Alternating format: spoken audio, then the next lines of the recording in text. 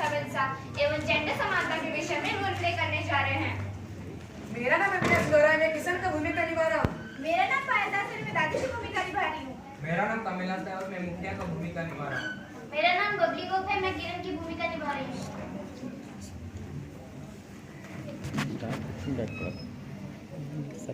अरे ये क्या कर रही तू? अभी तक सो रही है? सर है कि नहीं तुझे? सुबह के 7 बज गए हैं। अरे रे बेटा, तुझे नहीं बोला है तू सो जा। तूने जो सपना देखा उसे पूरा करो।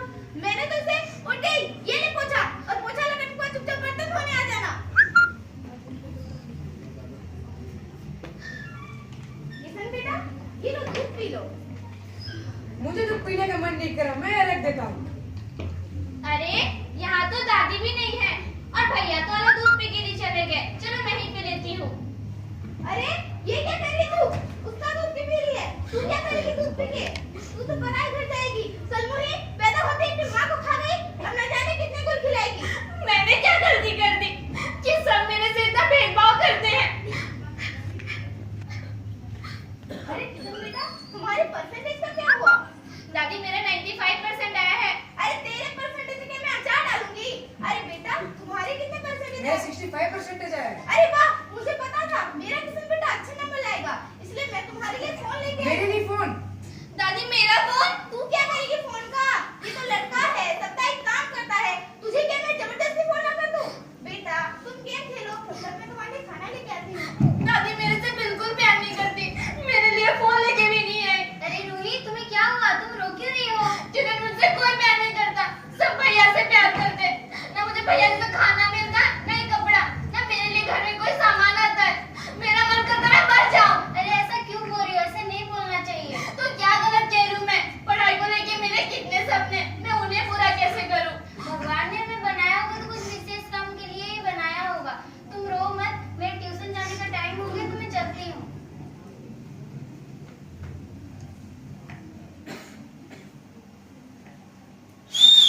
अरे ओ जाने मैं कहाँ जा रही हूँ? छोड़ो मुझे, ये तुम क्या कर रहे हो? ये सब मुझे बिल्कुल अच्छा नहीं लगता। ऐसा मत करो नहीं तो।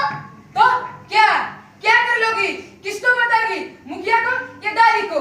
जिसको बताना बताओ, मैं किसी से नहीं डरता। Bye sweetheart. क्या हो किरण, तुम रो क्यों रही हो?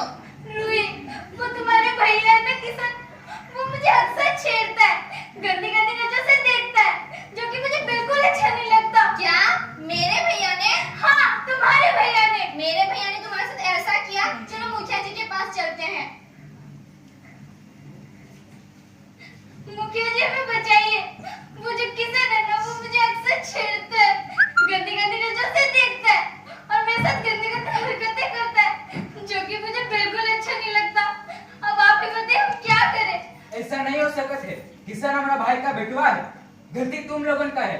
इतनी रात को बाहर में घूमने का क्या जरूरत है? जहाँ गुड़ है वहाँ तो चींटी आएगा ही।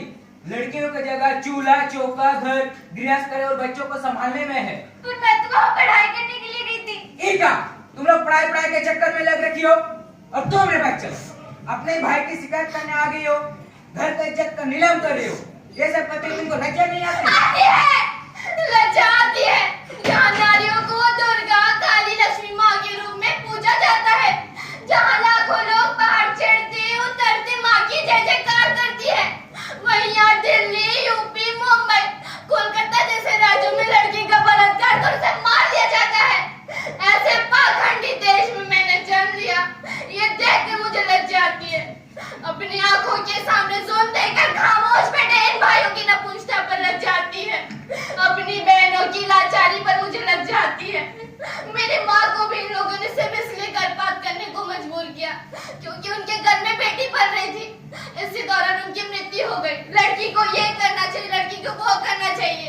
लड़की की सोच पर पाबंदी लगाने वालों से मैं आज पूछना चाहती हूँ कि और कितनी बली रहेंगी हमारी और कितनी जाने जाएंगी हमारी। आज भी कई गांव में लड़के पैदा होते ही उसे गला दबाकर मार दिया जाता है। कई कुंवारी लड़कियां दहेज के डर के कारण अपना आत्महत्या कर लेती है और कईयों को तो शादी के बाद जिंदा जला दिया जाता है। लड़की के होश संभलने से पहले ही उसे शादी करा देते हैं, जैसे कि वो बोझ हो, उतार फेंकना हो। जिन औरत को बच्चा नहीं होता उसे बाज कहकर ठुकरा देते हैं। क्या औरत सिर्फ बच्चा पैदा करने वाली मशीन है?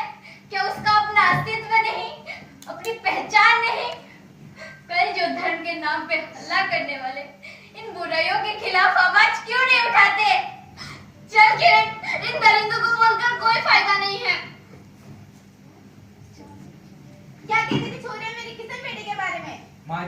छुरिया का बात तो सही थी। हम कौन होते हैं लड़का लड़की में भेदभाव करने वाले। माँ चले हम किसी अच्छे कॉलेज में अपने बच्चों का एडमिशन करवा देते हैं। हाँ, तुम्हारी बातें तो मेरी समझ में आ गई है, पर मैं समाज से पूछना चाहती हूँ, क्या आप लोगों को ये समझ में आ गया है कि बेटा और बेटी में